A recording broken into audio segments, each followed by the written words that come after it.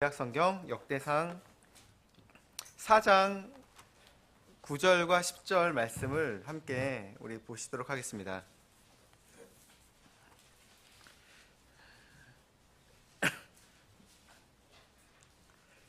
역대기상 4장 9절과 10절 말씀입니다.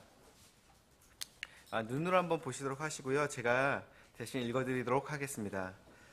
야베스는 자기 형제들보다 더 존귀한 자더라. 그의 어머니가 그의 이름을 야베스라 하며 이르기를 내가 고통을 겪으며 그를 낳았다 하였더라. 야베스가 이스라엘의 하나님을 부르며 이르되 원하건대 주께서 참으로 내게 복을 주사 내 지경을 넓히시고 주의 손이 나와 함께하사 주께서 나를 악에서 지키시며 근심이 없게 하옵소서 하였더니 하나님께서 그가 구하는 것을 그에게 주셨더라. 아멘. 예, 기도하겠습니다. 오늘도 살아계셔서 우리와 함께 하시는 하나님, 주님의 말씀을 통하여 우리에게 가르쳐 주시고 우리가 겸손한 마음으로 주님의 말씀을 귀 기울이며 듣고자 하오니 오늘 나에게 필요한 주님의 꼴과 양식을 우리가 맛볼 수 있게 도와주시기 바랍니다. 주 예수님의 이름으로 기도드렸습니다. 아멘. 이 야베스에 대한 그 책이 몇 년이 아니죠. 벌써 한 10여 년 전에 한국 기독교에서 좀 유명했었습니다. 야베스의 기도였나요? 예, 그렇게 기억을 하게 됩니다. 사실 저도 그 책을 사봤었던 기억이 있습니다. 사실 그 내용과는 오늘 말씀 전하는 내용과는 거의 좀 차이가 많이 있을 것 같습니다. 근데 그때 딱 느꼈던 것이 어떤 목사님께서 그 책을 쓰신 분이 야베스의 이야기를 이 말씀을 듣고서 이대로 기도하셨을 때 주님께 간절히 간구했을 때 자신이 받은 유익이 참 컸다 하셨었습니다. 그러니까 저희가 보더라도 주님께서 우리에게 복을 주시길 바라고 그리고 지경을 넓히시고 주님의 손이 함께 하셔서 악에서 나를 지키시고 근심이 없게 해주십시오라는 그런 기도는 어찌 보면은 모든 그리스도인들이 바라는 부분일 것 같아요. 그러시죠, 여러분? 네, 저 또한 그렇습니다. 오늘 말씀의 제목은요, 어머니의 고통과 야베스의 복입니다. 이처럼 말씀의 제목을 겪었던 이유가 사실상 야베스의 삶에 대한 이와 같은 기도를 하게 됐던 계기들은 야베스의 어머니에 대한 이 구절의 말씀과 이어져 있기 때문에 단지 야베스가 이처럼 기도했기 때문에 복을 받았다 이런 식의 내용 전개보다는 어떤 일들이 있을까, 물론 성경이 많은 걸 설명하지는 않지만 성경 자체가 말하는 그런 고통의 의미들과 사람의 운명, 그 가운데 놓여진 어떠한 사람이 주님 앞에 신실하게 진실되게 섰을 때 간구하는 그와 같은 간청에 대해서 주님이 응답하시는 것들, 이런 것들에 대해서는 우리가 진지하게 접근을 하는 것이 너무나도 필요하기 때문에 오늘의 제목은 어머니의 고통과 야베스의 복이라고 조금 거창하게 짓게 되었습니다. 사실 우리 모두 다 바라는 게 있지 않나요? 저 또한 바라는 게 있고요. 제 간절한 바람 중에 하나는 성경에 나오는 것 그리고 그 성경을 통해서 누군가가 구원받았으면 예수님이 잘 보였으면 좋겠다. 개인적으로는 가족의 구원들과 주변에서 이러한 일들에 있어서 주님이 형통함을 주셨으면 하는 그와 같은 것들이 저에게 있을 뿐더러 또한 여러분 안에서도 어떠한 종류든지 간에 복받기를 원하신다는 것은 다 있으실 거라고 믿습니다. 다 바라는 게 있어요, 사실상요. 심지어 그 한강 다리에 가끔 보면은 모든 세상 질문 난 이제 다 떨쳐버리고 나는 떨어질 것이다 하면서 올라갔던 분들 같은 경우 혼자 떨어지면 되는데 사람들이 와서 말릴 때까지 기다린다고 합니다. 네. 그리고 내 이야기 좀 들어보세요 라고 했을 때 경찰이 간곡하게 들은 다음에 손을 잡고 내려온다고 합니다. 다 들어준 다음에요. 즉 누구나 바라는 게 있고 바라는 게 있고요. 그 원함에 대해서 이야기하고 싶은 것은 사람의 어떤 가장 기본적인 마음 부분일 것 같습니다. 그런 것들로 인해서 우리가 과학 같은 경우들을 이렇게 그리고 교육이라든지 혹은 사회 생활들 중에 많이 발달되는 것들로 인해서 이런 것들의 혜택으로 인해 내가 좀 잘 되었으면 하고 여길 때가 있습니다. 여러분 우리 자녀들이 있지만은 자녀들한테 가르칠 때 공부해 라고 가르치시죠. 말씀하시죠.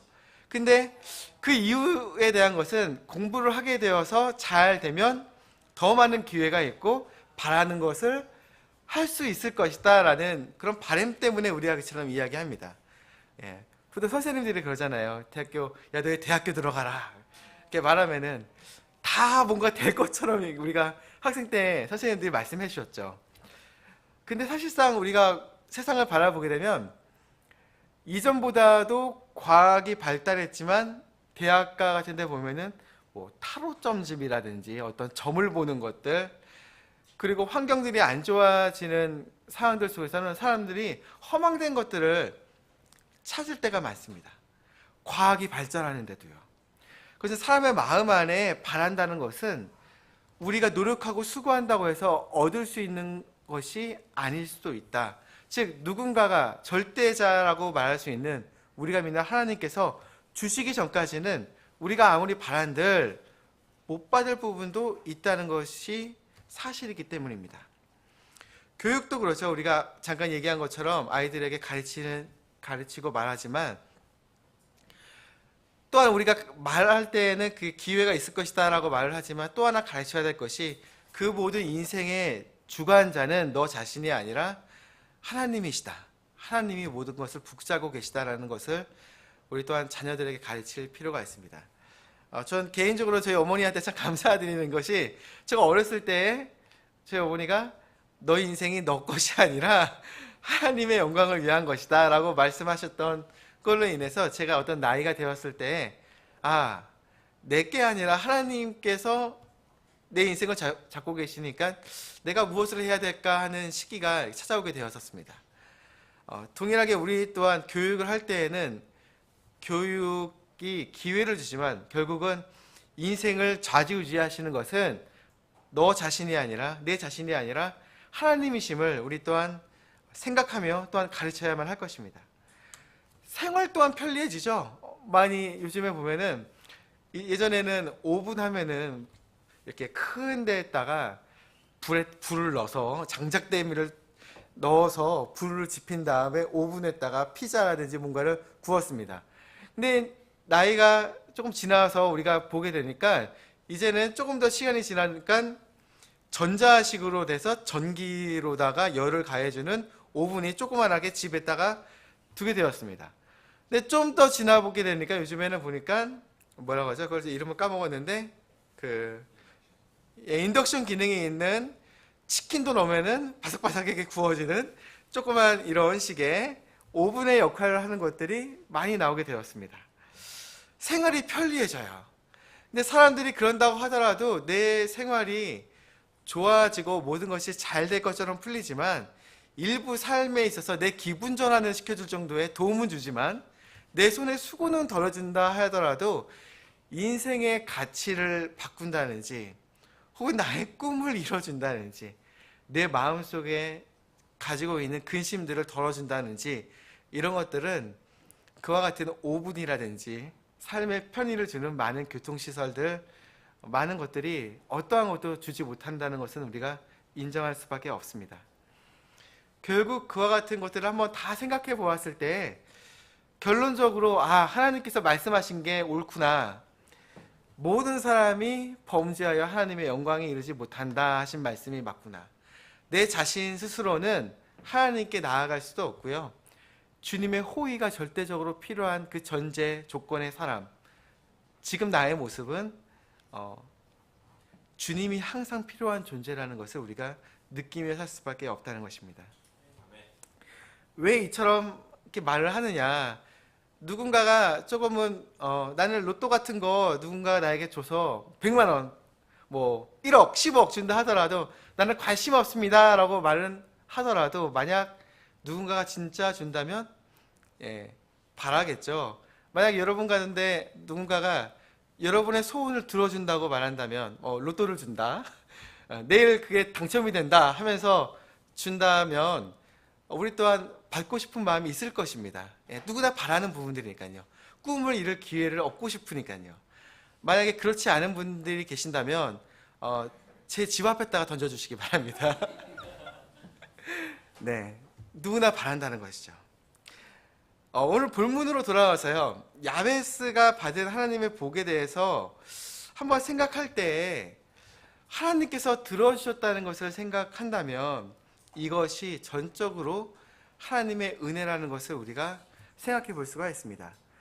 그가 그처럼 주님께 여러 가지 것들, 주님 안에서 바라는 것들을 간구했을 때 자신의 어떤 스스로의 어떠한 복을 위해, 개인적인 욕망을 달성하기 위해 그가 구한 것은 없었습니다. 실제적으로 모든 사람들이 안고 지내는 여러 가지 근심과 걱정으로부터 벗어나서 주님 앞에서 정직하게 살 수 있는 것들에 대해서 간구한 것으로 보여집니다. 근데 중요한 것이 참 우리가 바라는 것이 하나님께서 그가 구하는 것을 그에게 주셨다라고 성경에 쓰여 있기 때문에 참 우리는 부러운 것이죠. 예. 최용주에게 바라는 것을 주님께서 그에게 주셨더라. 정엽이에게 바라는 것을 주님께서 그에게 주셨더라 라고 말한다면 저는 참 모든 것이 행복할 것 같습니다. 네, 하나님께서는 분명히 복의 근원이십니다. 그리고 은혜의 주관자로서 은혜를 베풀어 주시는 분이시기도 하십니다.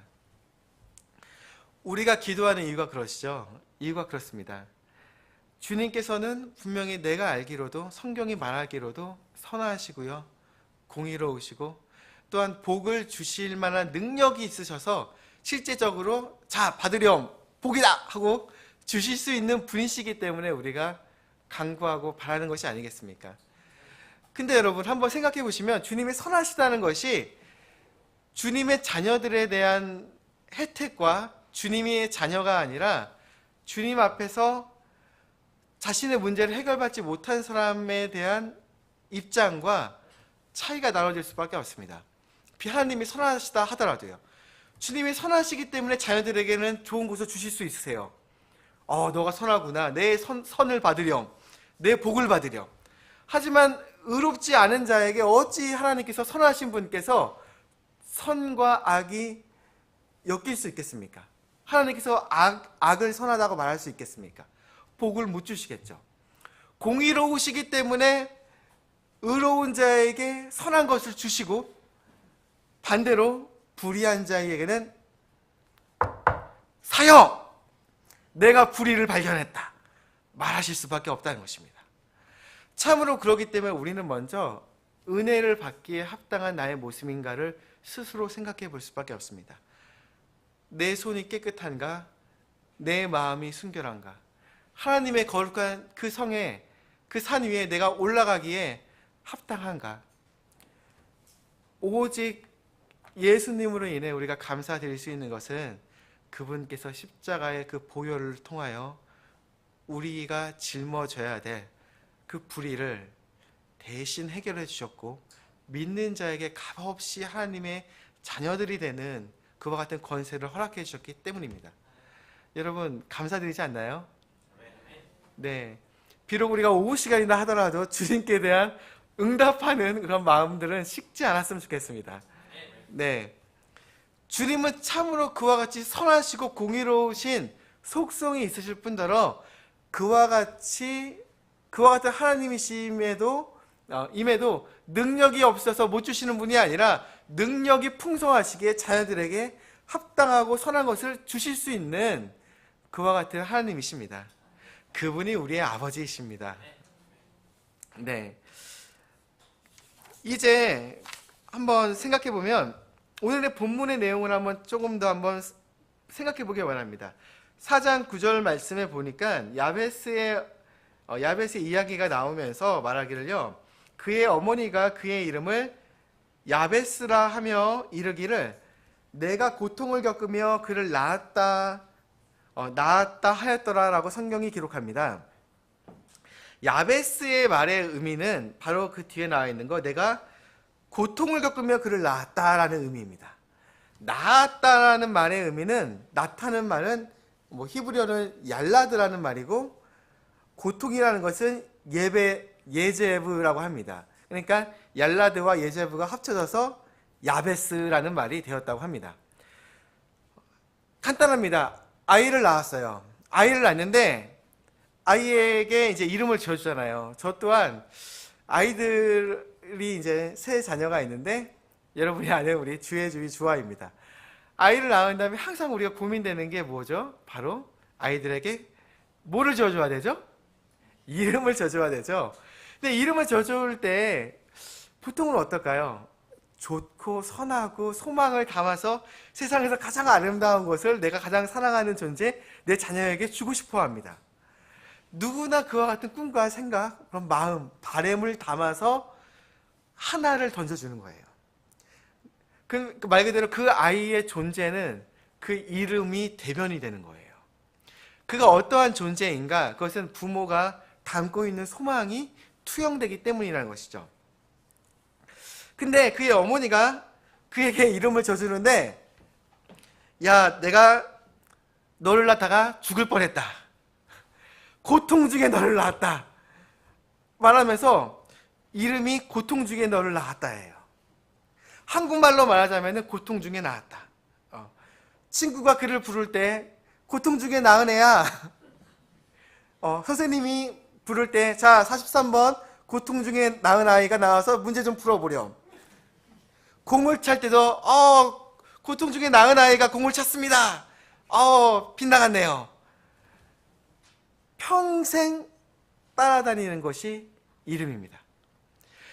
우리도 그렇잖아요. 만약에 어떤 아이들의 이름이 조금 놀림거리가 되거나 그럴 때 사람이 평생 그것이 마음에 근심이 되어서 나이가 드는 다음에 개명을 하는 사람들이 있습니다. 왜냐면은 내 인생이 내 이름으로 투영이 된다는 것, 맨날 따라다니는 그림자처럼 나를 따라다닌다는 것을 우리가 잘 알고 있기 때문입니다. 항상 그와 같은 것입니다. 성경에서 말하는 이름들은 또 특별히 또 의미가 있습니다. 그냥 헛된 것이 아닙니다. 요즘에 제가 들었던 이야기 중에 하나 참 이렇게 의미가 있었던 것이 있었는데, 그것은 어떤 분이 그런 얘기를 하더라고요. 자녀들은 부모들은 자녀의 삶을 산다고 하더라고요. 이게 무슨 얘기인가? 부모가 어떠한 삶을 살고 어떠한 것을 주느냐가 그 아이의 삶의 인생으로서 결정이 난다는 거예요. 그러니까 그 아이가 결정하는 것도 있지만, 내가 부모로서 그러잖아요. 부모로서 좋은 것을 먹여야 되는데 맨날 라면 끓여 먹이고, 과자들을 마음대로 먹이고, 뭐 첨가제, 유화제, 색소 상관없이 온갖 것들을 다 먹인 다음에 아이가 아토피로 맨날 긁으며 고통을 받을 것입니다. 벗어날 수가 없어요.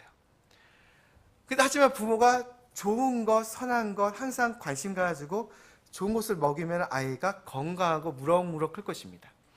단지 먹는 것으로만 예를 들었지만, 가르치고 모든 삶의 배경이 되어주는 부모가 함께 사는 그 가정 분위기, 그 삶은 엮여 있다는 것을 생각할 때 우리 부모가 주는 것이, 부모님이 주신 것이 나의 삶으로 이어져 온다는 것을 생각해 보게 됩니다. 개인적으로 그런 분들도 많이 봤어요. 예수님을 믿는 분들 중에서도 마음을 생각할 때마다 슬프거나 고통스럽거나 어려운 분들을 많이 봤어요. 왜냐? 부모님이 나에게 이렇게 했기 때문에 내 인생이 이처럼 꼬여버렸다. 혹은 오빠가 혹은 누가 나에게 이렇게 했기 때문에 내 인생에서 그런 시간이 없었다면 하고 슬퍼하며 고통스러운 분들이 또 있으신 분들이 많으십니다. 저 또한 그런 분들을 많이 봤습니다. 사실 가족에 그와 같이 엮여 있는 모든 것들은 어떠한 개인의 삶, 그것에 영향을 주며 함께 이어질 수밖에 없다는 것이 사실입니다. 야베스의 경우에도 그랬습니다. 어머니가 한 가지를 주었는데요, 가장 큰 뭔가를 주었습니다. 그것은 평생 따라다니는 그의 옷의 태그와 같은 꼬리표가 되었습니다. 그것은 바로 그에게 이름을 주었다는 것이었습니다. 그렇다면 어머니가 도대체 어떠한 고통을 겪었기에 그처럼 해산의 고통을 겪었기에 내가 고통 중에 너를 낳았다라고 아이의 이름을 했을까요? 사실 내용적으로 보면 이것 이외에 야베스의 어머니에 대한 이야기가 한 구절도 없습니다. 하지만 중요한 게 하나 있어요. 성경은 줄기차게 해산의 고통에 대해서 이야기하고 있다는 것입니다. 창세기 3장을 한번 보도록 하겠습니다. 우리가 성경책이 있으신 분들은 우리 조름마귀와 싸우시며 우리 내 눈으로 하나님의 말씀을 보아야겠다 하는 생각으로 한번 창세기 3장 16절을 보시도록 하시겠습니다.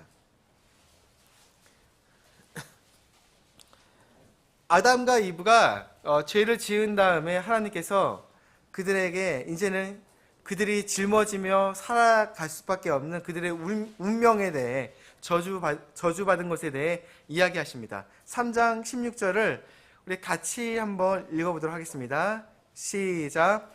또 여자에게 이르시되 내가 내게 고통과 수태를 크게 더하리니 내가 고통 중에 자식을 낳을 것이요 또 너의 열망이 내 남편에게 있으리니 그가 너를 다스릴 것이니라 하시고, 여자에게 죄에 대한 대가로서 치르게 하신 저주가 있었다면 그것은 바로 뭐라고요? 아이를 낳는 해산의 고통을 더하실 것을 말씀하셨다는 것입니다.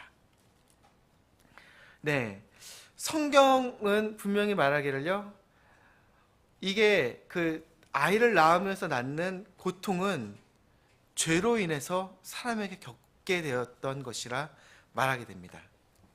남자가 겪게 된 저주는 그 평생 수고하며 땅을 갈아야지만 먹을 것을 얻게 된다는 것, 이것이었습니다.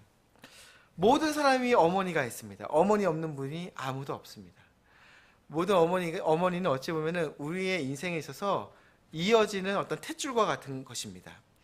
쭉쭉 우리의 어머니와 그의 어머니의 어머니와 그 어머님의 어머님과 쭉쭉 올라가다 보면은 한 어머니가 나오는데 그것은 이브라고 성경이 말을 하며, 이와 같이 사람의 인생에 있어서 해산의 고통을 겪게 된다는 것은 무엇 때문이다? 죄 때문에 이처럼 온 것이다 라고 말하고 있습니다. 분명히 알 수 있는 것이 그의 어머니가 심지어 아이에게, 그 약간의 야베스의 어머니가 야베스에게 이름을 지어줄 때 가장 좋은 이름, 선한 이름, 누가 보더라도 야 이거는 꼭 왕의 이름 같다, 혹은 진짜 멋진 이름이다 라고 말을 해야겠구만, 어머니가 아니다, 내가 그런 이름을 지어줄 수 있지만 그게 아니라 너 이 평생 기억해야 될 것이 한 가지 있다. 너의 운명과 엮여있는 한 가지의 것에 대해서 너가 기억하렴 하는 의미로 해산의 고통이라 하는, 고통 중에 너를 낳았다 하는 이름을 주었다는 것, 그 생각해 본다면 무언가 그 가정사 안에 어려움이 있다는 것을 우리가 짐작해 볼 수가 있습니다. 그 때문에 해산의 고통에 대해서 좀 더 연구해 볼 필요가 있습니다. 저에게 그게 어떠한 것입니까? 라고 물어본다 하더라도 제가 아이를 낳아본 적이 없기 때문에 해산의 고통에 대해서는 많이 알지는 못합니다. 하지만 모든 여인들보다도 해산의 고통에 대해서 더욱더 잘 알고 있는 한 남자가 있습니다. 그것은 바로 지혜의 왕이라고 말하는 솔로몬입니다. 솔로몬은 전도서를 한번 보시겠습니다. 전도서에서 말씀하기를 자신의 해산의 고통에 대해서 연구했다 말합니다. 전도서 1장 말씀입니다. 시편, 잠언, 전도서 이렇게 이어지는 곳에 전도서가 있습니다. 전도서 1장 13절 말씀을 보시면 제가 읽어드리도록 하겠습니다. 여러분 함께 눈으로 한번 보시길 바랍니다. 지혜를 써서 12절부터 읽어드리겠습니다. 나 전도자는 솔로몬 왕입니다. 예루살렘에서 이스라엘을 다스리는 왕이 되어 지혜를 써서 하늘 아래에서 이루어진 모든 일에 관하여 찾아보고 탐구하려고 내 마음을 쏟았나니, 하나님께서는 사람의 아들들에게 이 쓰라린 해산의 고통을 주사 그것으로 단련받게 하셨느니라.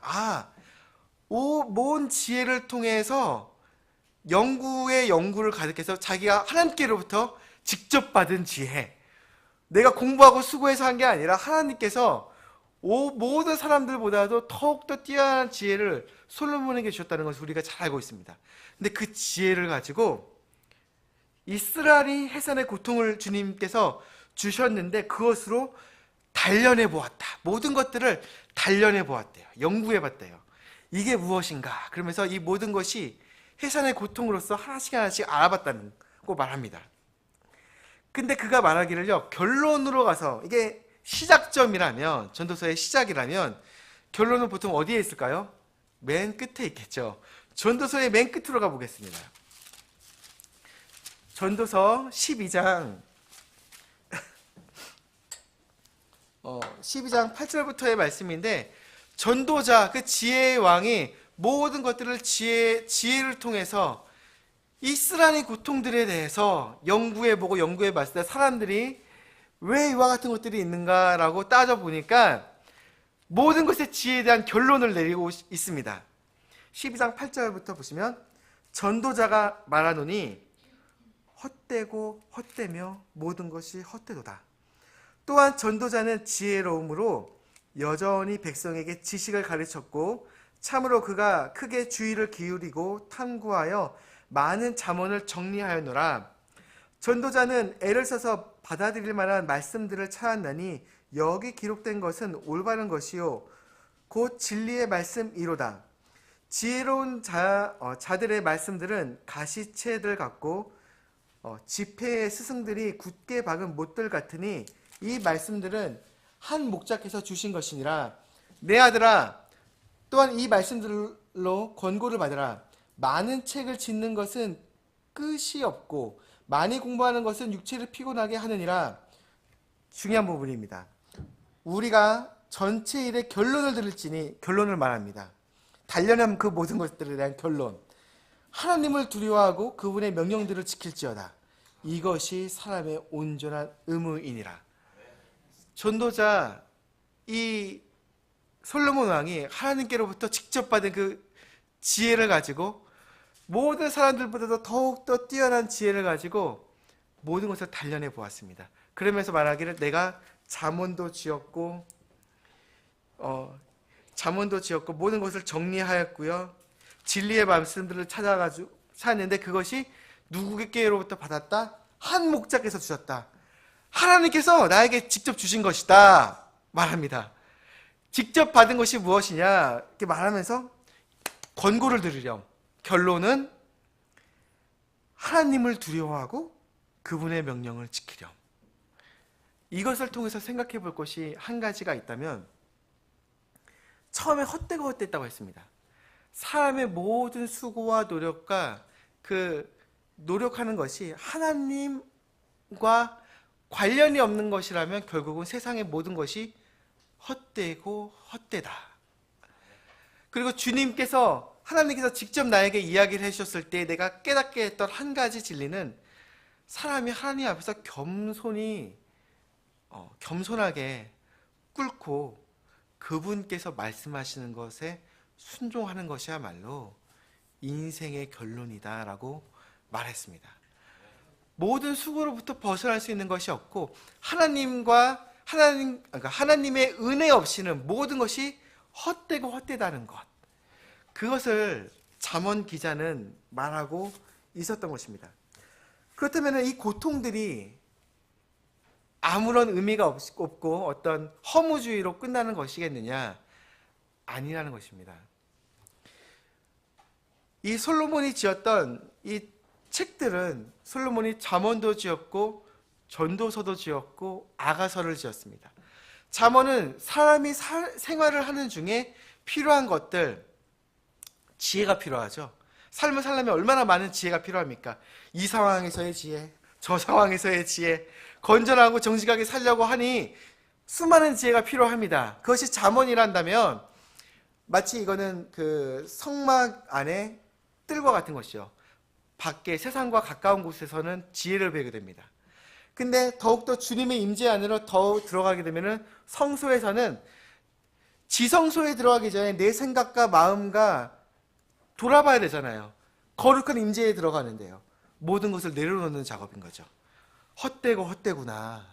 이 생각도 헛되고 저 생각도 헛되고 오직 주님만 홀로 서실 수 있으시구나. 그분만 지혜로우시구나. 이것을 발견하는 과정이 이와 같은 고통의 과정, 사람이 겪게 되는 내려놔야 된다는 과정이었습니다. 그것이 성소의 과정, 전도서가 말하는 과정이라면 이제는 어디겠습니까? 성소까지만 들어가고 여러분 다시 나가시겠습니까? 주님이 나를 부르신다면요? 지성소에 들어가고 싶어 하시지 않겠습니까? 지성소에 들어갔을 때는 뭐를 배울까요?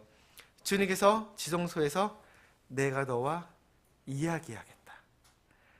아가서는 그래서 하나님의 사랑, 그분의 사랑이 나를 압도하고요. 나는 그분의 것이요, 그분은 나의 것이고, 그분께서 백합 가운데 양떼를 먹이시며 내가 주님의 양떼로서 그분의 양 안에서 양으로서 사랑을 받고 있는구나. 지성소에서 배우는 것은 그와 같은 하나님과의 교제, 참된 사랑일 것입니다.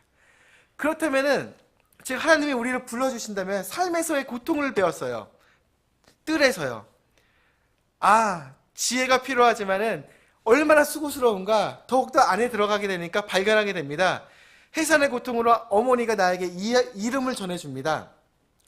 그 다음에 내가 그와 같은 해산의 고통이라는 이름을 내가 얻게 되었다면 가만히 있겠습니까?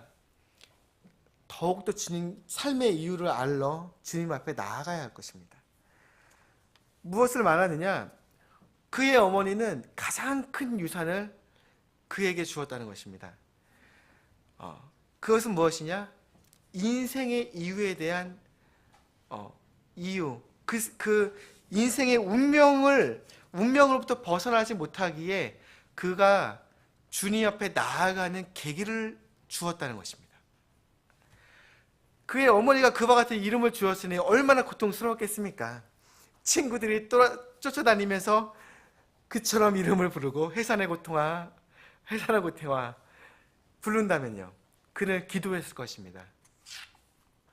그리고 주님은 응답해 주었습니다.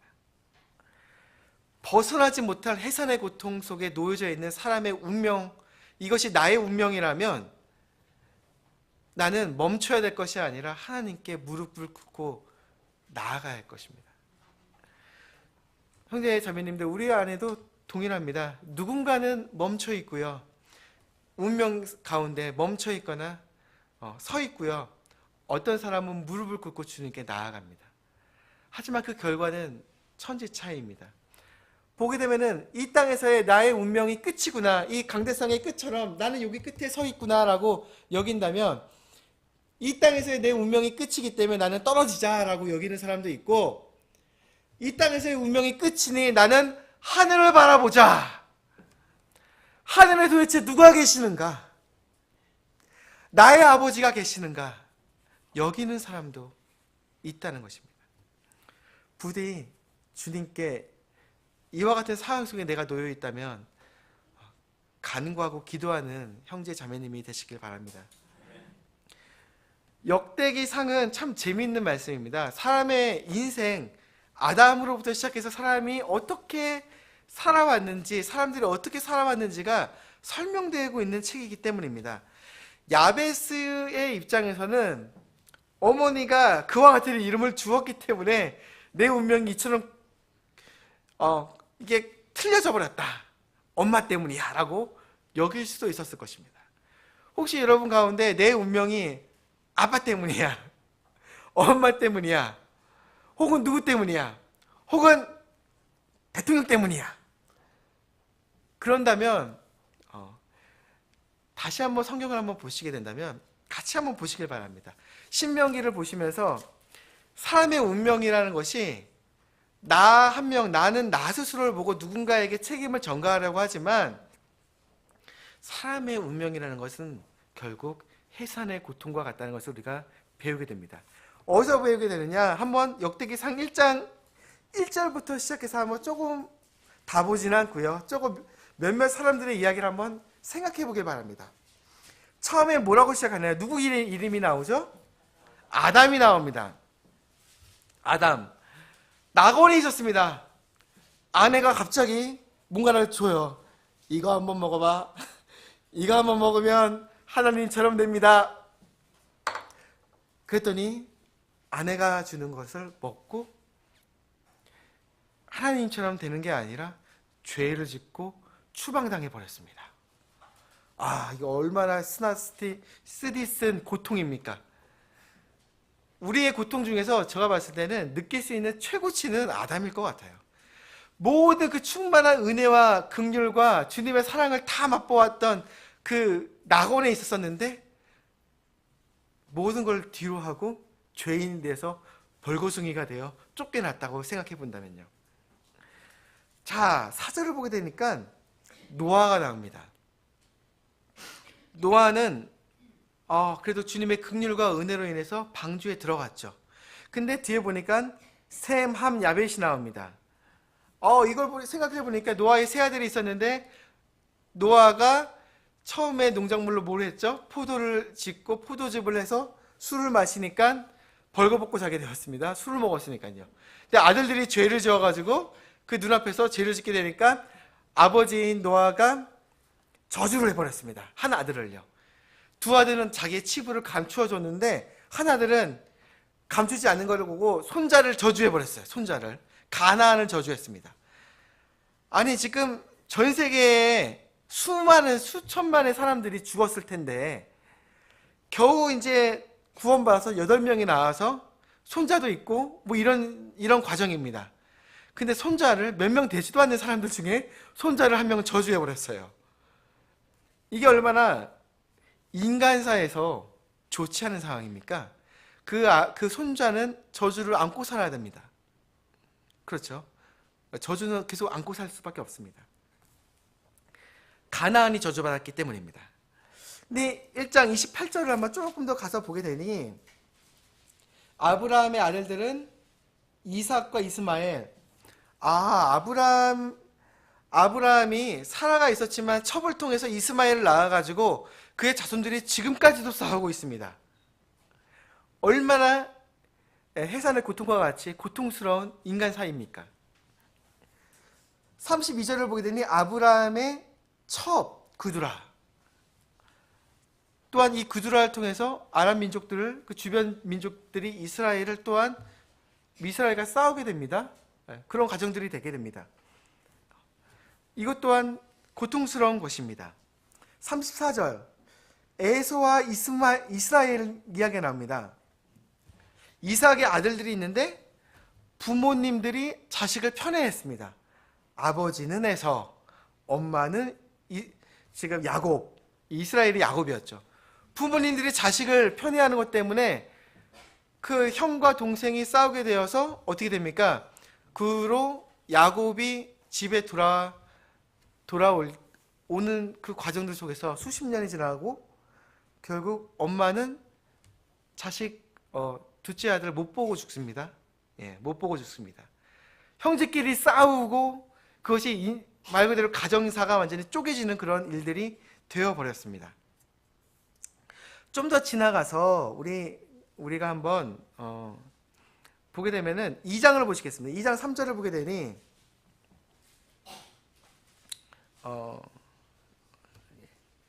3절 보게 되니 유다가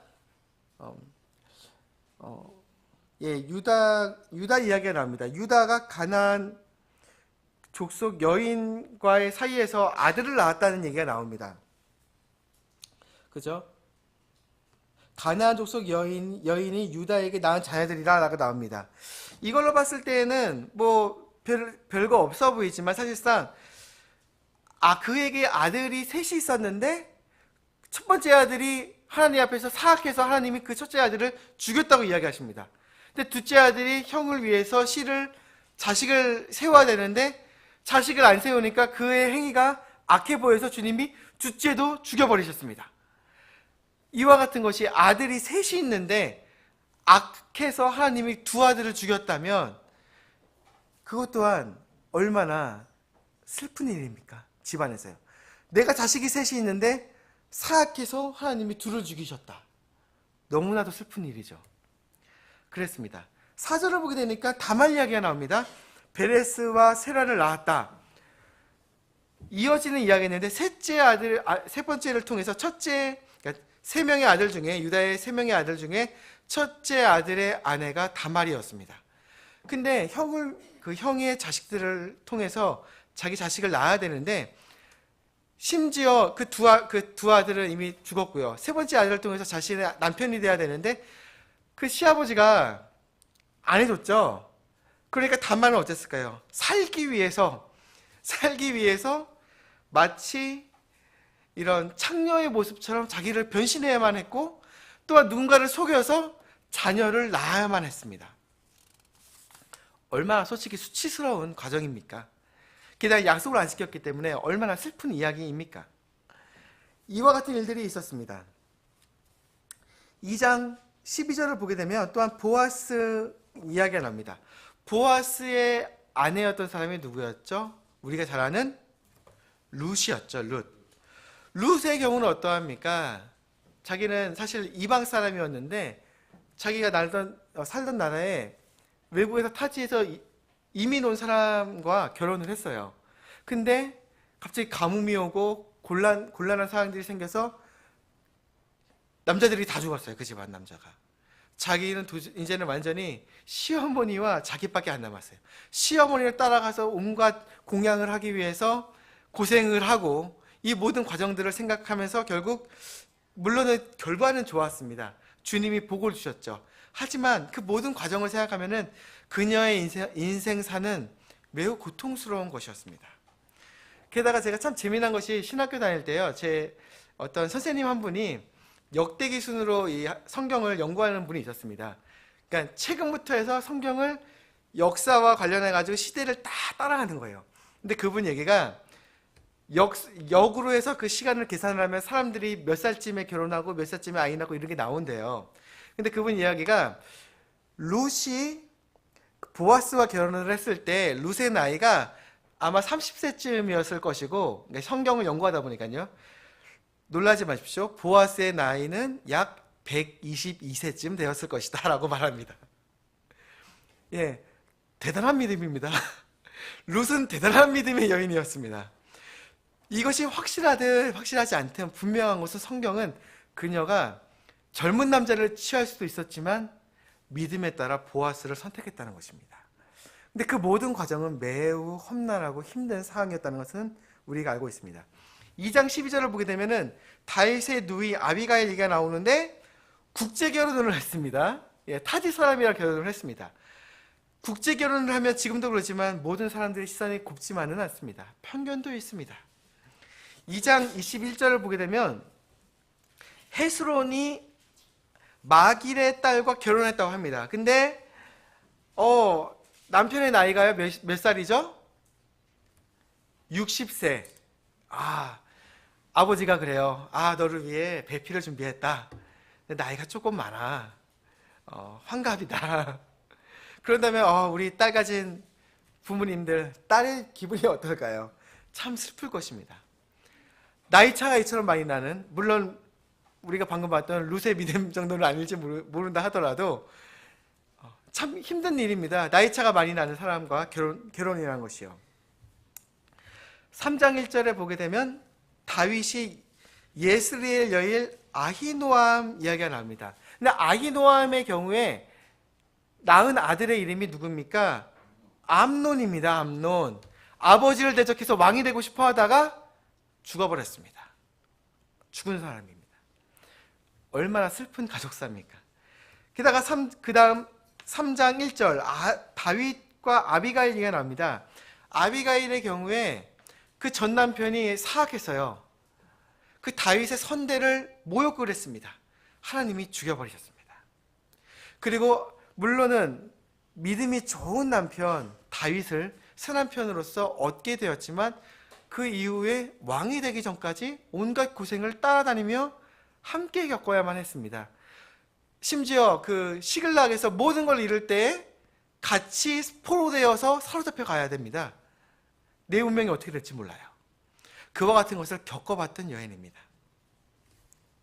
또한 3장 2절을 보게 되면 다윗이 구술의 왕 달메의 딸 마아가와 결혼한 얘기가 나옵니다. 근데 마아가가 낳은 아들의 이름이 누구였을까요? 압살롬입니다. 압살롬. 그에 대해서 생각했을 때 압살롬의 경우도 자기 누이가 있는데 누이가 이복 오빠, 그러니까 자기 이복 형이죠. 이복 형한테 이렇게 당한 다음에, 아주 슬픈 일을 당한 다음에 그 다음에 버림받았어요. 자기 누이가요. 그래서 복수의 칼을 가리며 기다렸다가 결국 형제를 죽여버렸죠. 그 형을, 이복 형을 죽여버렸습니다. 그 다음에 쫓겨다니다가 아버지가 이제 자기를 보고 싶어 하니까 돌아 나왔을 때 욕심이 있었습니다. 왕이 되고 싶었던 것이죠. 그래서 그 욕심을 버리지 못하고 기다리다가 쿠데타를 일으켜서 왕이 되려고 했는데, 왕이 되었는데 결국 하나님의 어떤 심판인 것이죠. 죽어버렸습니다. 이와 같은 것을 겪는 어머니의 입장, 달메의 딸 마아가, 혹은 그와 같은 것을 겪는 한 가족 상황에서는 얼마나 비참한 가족사입니까? 3장 5절, 다윗이 바수아라고 하는데 바세아의 다른 이름입니다. 바세바를 얻었습니다. 바세바의 입장에서는 다윗 왕과 간통을 벌였고요. 그 남편이 결국 죽임을 당했고요. 아이도 죽게 되었고요. 얼마나 슬픈 이야기입니까? 4장 5절, 아스홀에게 두 아내가 있습니다. 갑자기 남편이 와서 말합니다. 여보, 미안한데 아내를 한 명 더 둬야겠어. 참 슬픈 이야기일 것입니다. 남편이 나를 사랑하는가? 참 어려울 것입니다. 4장 9절, 야베스 이야기가 이제는 도달하게 됩니다. 이와 같은 과정들 속에서 우리가 합리적인 추론을 할 수 있는 것 한 가지는, 야베스의 어머니가 겪었던 해산의 고통은 단순한 해산의 고통이 아니라 앞에서 계속해서 나왔던 것이 죄로 인해서 사람이 당할 수밖에 없는 해산의 고통, 즉 그 죄로 인한 가족사의 어려움이라는 것이 성경이 계속해서 입증했기 때문에 그와 같은 선상에서 겪게 됐던 것, 즉 야베스의 어머니는 가족사를 안고 있었다는 것입니다. 고통스러운 어떤 뭔가가 있었다는 것입니다. 아마도 그 사무엘상 4장 19절부터 나왔던 이와 같은 이야기일 것입니다. 즉 엘리 대제사장이 그의 아들들이 사악했기 때문에 하나님께서 그의 대로부터는 더 이상 대제사장이 나오지 못할 것을, 대를 끊어버리실 것을 이야기하였습니다. 그랬을 때 전쟁하러 나갔던 자기 남편 둘이 있고요. 시아버지는 성문 앞에서 앉아 있고요. 자기는 아이를 낳고 있었습니다. 엘리 대제사장의 며느리가요. 아이를 낳고 있었습니다. 근데 성막에 있었던 그 하나님의 언약궤는 뺏겼고요. 전쟁은 져서 자신의 남편과 형제들은 다 죽었고요. 그러니까 남편의 형제들도 다 죽었고요. 더 이상 소망이 없습니다. 그러면서 시아버지는 그 이야기를 듣는 순간, 궤를 뺏겼다는 순간 몸이 무거워서 엘리 대제사장이 의자에서 넘어졌는데 목을 뼈가지고 꼴꼬닥 하고 죽어버렸습니다. 그 이야기를 들었을 때 그 며느리가 아이를 낳으면서 말하기를, 아이를 낳았는데 더 이상 이 집안에 소망이 아무것도 없습니다. 하나님이 사무엘을 통해서 말하기를 언젠가 이 아이의 대조차도 끊길 것을 이미 약속하셨어요. 원래는 2명의 그 대제사장이 나오는 그 라인이 있었습니다. 그 중에 하나가 엘리 대제사장의 그 집안의 라인이에요. 근데 그 집안이 이제 사라지는 거예요. 그 이야기를 들었을 때 그 어머니가 아이를 잘 낳았으면 그래도 고통 중에 낳았기 때문에 기뻐할 수 있잖아요. 여전히 소망이 있다. 아이가 있다. 근데 그 어머니가 말하기를 그 아이의 이름을 소망이 없으니까 이가봇이라 하여라. 영광이 떠났다. 하나님의 영광이 떠났다. 이와 같은 것입니다. 매우 비슷한 것이 투영되어 보여지는 것이 바로 이 야베스의 어머니의 경우였습니다. 야베스의 어머니가 아이를 낳으면서 말하기를요, 알 수는 없지만, 상황을 알 수는 없지만 해산의 고통, 그러니까 고통이 너의 이름이다. 너의 운명을 벗어날 길이 없다. 이처럼 정해주게 되었습니다. 우리의 삶 가운데 어려움이 계시나요? 벗어날 방법은 없습니다. 하지만 그 가운데 올바른 노력을 통하여 하나님께로부터 변화될 수 있는 계기는 있습니다. 하나님께 간구한다는 것이죠. 하나님이 맡겨놓으신 그 과정을 우리가 벗어날 길은 없어요. 우리 또한 평소에 말하는 바와 같이 예수님의 십자가를 짊어지고 간다라고 말한다면 주님께서 말씀하시기를 너희의 십자가를 내려놓고 나를 따르라 말씀하지 않으시고 짊어지고 나를 따르라 하고 말씀하셨기에 내가 겪고 있는 이 고통은 내가 짊어지고 따라가야 될 그와 같은 것입니다.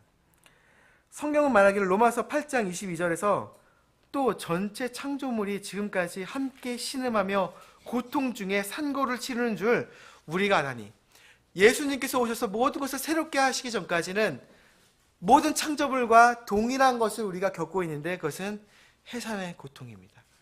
나의 이 고통을 새롭게 여기지 않으시기 바랍니다. 삶 가운데 놓여져 있는 어려움이 있다면 여전히 우리가 역대기를 보면서 아담으로부터 시작해서 계속해서 이어졌던 모든 사람들의 삶 가운데 어려움이 있었던 것처럼 나의 삶 또한 동일하게 주님이 두신 문제거리가 있구나. 그것을 통해서 주님은 무엇을 바라실까 우리는 생각해 봐야만 합니다. 분명히 그것을 통해서 야베스는 주님께 간구했고요. 그리고 주님께서 응답해서 복을 주셨다 성경은 말합니다. 해산의 고통을 통해서 주님이 바라시는 것이 해산의 고통을 통해 그냥 고통으로만 남아라, 그것이 아니지 않겠습니까? 해산의 고통의 결과는 무엇이겠습니까? 아이를 품에 안는 것입니다. 고통은 고통스러웠지만, 해산은 과정은 힘들었지만 아이를 품는 것, 새로운 소망과 희망을 안는 것입니다. 예수님 또한 동일했습니다. 왜 그와 같이 십자가를 통과하셨습니까?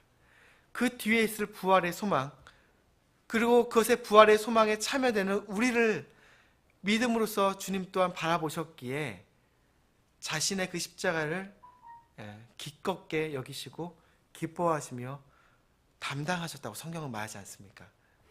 우리는 해산의 고통의 결과는 주님께서 바라시는 것이 생명의 복이라는 것을 우리는 분명히 믿어야만 할 것입니다. 요한복음 12장 24절은 말합니다. 진실로 진실로 내가 너희에게 이르노니 하나님의 밀이 땅에 떨어져 죽지 아니하면 홀로 그대로 있고 죽으면 많은 열매를 맺느니라. 고통스러운 삶, 하나님의 밀알과 같은 나의 모든 삶이 땅에 떨어지는 고통, 땅에 떨어지니 얼마나 밀알은 아프겠습니까? 근데 여전히 살아서 나는 죽기 싫어요 라고 발버둥을 칠 것이 아니라 주님의 은혜 안에서 녹아져 주님의 십자가에 동참되고 죽어진다면 주님은 많은 열매를 맺으신다 말씀하십니다. 분명 우리가 믿고 신뢰하는 주님은 선하신 분이십니다. 하나님께 대한 믿음을 우리는 가질 필요가 있습니다. 얼마나 선하십니까? 주님은 스스로 말씀하시기를 이처럼 말씀하셨습니다. 출애굽기 34장 6절 말씀에 모세에게 돌틈 사이에 숨기시며 주님께서 자신의 모든 영광을 보이시면서 선포하시기를, 주께서 그 앞으로 지나가시며 선포하시되 주로다 긍휼이 많고 은혜롭고 오래 참고 선함과 진리가 풍성한 주 하나님이로다. 우리가 믿고 신뢰하는 하나님이 바로 이 하나님이십니다. 긍휼이 많고 은혜로우시며 오래 참으시고 선함과 진리가 우리 자녀에게 풍성하신 하나님이십니다. 우리는 세상이 뭐라 한들 우리가 믿는 주님에 대한 신뢰를 놓치지 않아야만 할 것입니다. 우리가 믿고 있는 하나님은 이와 같은 분이시며 또한 얼마나 우리를 사랑하시는지 십자가에 자신의 아들을 매달으시면서 그 사랑을 입증하셨다면 지금의 우리의 상황들에 대해 얼마나 잘 알고 계시고 함께 그 참여하셔서 슬퍼하시며 우리를 위해 기도하시고 또한 복을 주시기 위해 허락하셨겠습니까? 이사야서 말씀으로 마무리를 짓고자 합니다. 이사야서 53장입니다. 이사야서 53장에 보시면 예수님이 십자가에 매달리신 그 의미들에 대해서 말씀하시며 그분의 고통이 해산의 고통이었다라고 말을 하게 됩니다.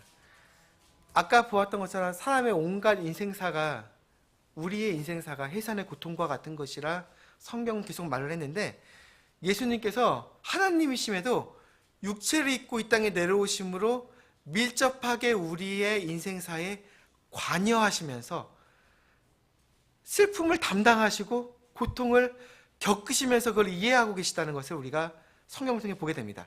한번 먼저 이사야서 53장 3절부터 6절까지를 같이 한번 보시겠습니다.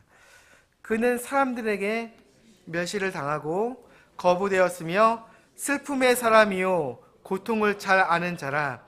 우리는 그를 피하려는 것 같이 우리의 얼굴을 감추었으며 그는 멸시를 당하였고 우리는 그를 귀히 여기지 아니하였도다. 참으로 그는 우리의 고통을 짊어지고 우리의 슬픔을 담당하였거늘 우리는 그가 매에 맞고 하나님께 맞아 고난 당한다고 생각하였노라.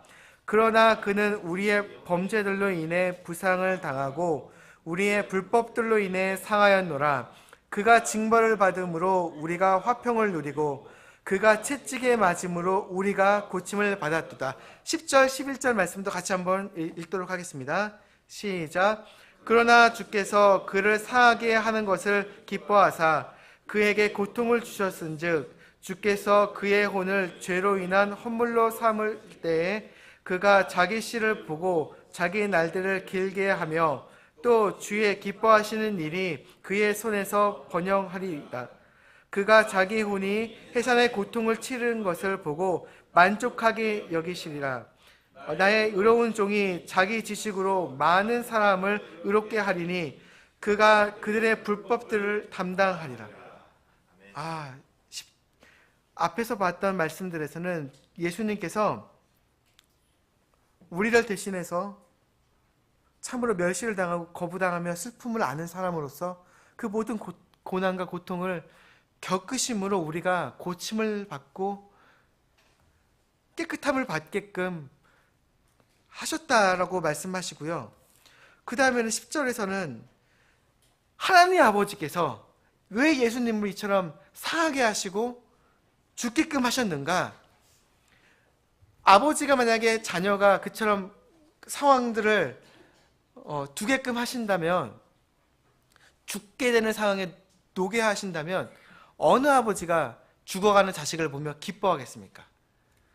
근데 성경은 말하기를 하나님 아버지께서 10절을 보게 되니 주께서 그를 상하게 하는 것을 뭐라고요? 기뻐하셨다고 합니다. 왜 하나님 아버지께서 자신의 아들을 죽이시는 것을 기뻐하셨을까요? 11절은 말합니다. 자기 혼이 해산의 고통을 치른 것을 보고 만족하게 여긴다고 하십니다. 심지어 만족하셨다고 합니다. 왜냐? 나의 의로운 종 예수님이 자기 지식으로 많은 사람을 의롭게 하리니 그가 그들의 불법을 담당하리라. 우리가 담당해야 될, 죽어야 될 그 모든 고통과 고난을 예수님께서 대신 짊어지심으로 죄를 용서하시고 그 모든 슬픔들에 참여하셔서 참으로 대제사장으로서 모든 슬픔들을 감당을 하시는 그 제사장의 그 마음으로서 우리를 위해 진심으로 담당하셨기에, 게다가 심지어 죽기까지 하셔서 우리를 살리는 법을 선택하셨기에 그 아버지께서 그 예수님을 보셨을 때 내가 기쁘도다, 내가 만족한다, 성경은 말합니다. 여러분, 우리가 만약에 믿는 사람으로서 그와 같은 과정들 속에 해산의 고통을 겪게끔 주님께서 두셨다면 새롭게 여기지 않으시길 바랍니다. 누군가 새로운 열매를 나로 인해서 누군가 새로운 열매를 맺으려고 나 또한 예수님처럼 십자가에 못 박힘으로 그와 같은 죽음에 참여되어 그 담당해야 될 그 사람, 지금은 내가 분노하며 화가 나며 싫어할 수는 있다 하더라도 그 사람을 담당하는 제사장으로서 내가 그를 위한 담당하는 과정 안에 나를 두셨구나.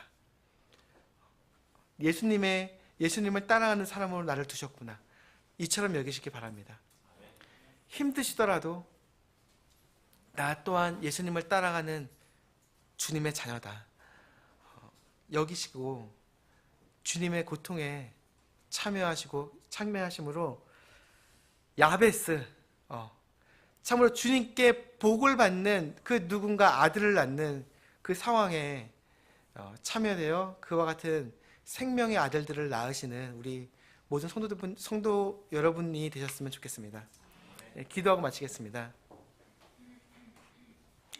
하나님 아버지, 오늘 말씀을 보건대 우리가 겪는 해산의 고통이 주님께서 먼저 우리를 위하여 죽어주셨기에 우리가 받은 은혜처럼 우리가 받은 것이고, 우리 안에 겪고 있는 해산의 고통이 있다면 그것은 새로운 것이 아니요 모든 사람이 겪고 있는 것이며, 또한 믿는 자로서 받고 있는 고통이 있다면 그것은 또 하나의 생명을 낳기 위한 과정인 것을 보게 되었습니다.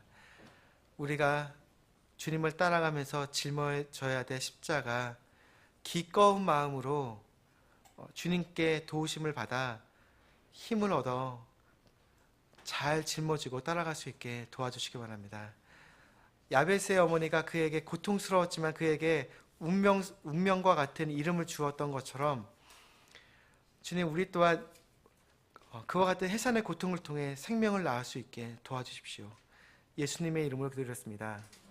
네, 마치겠습니다.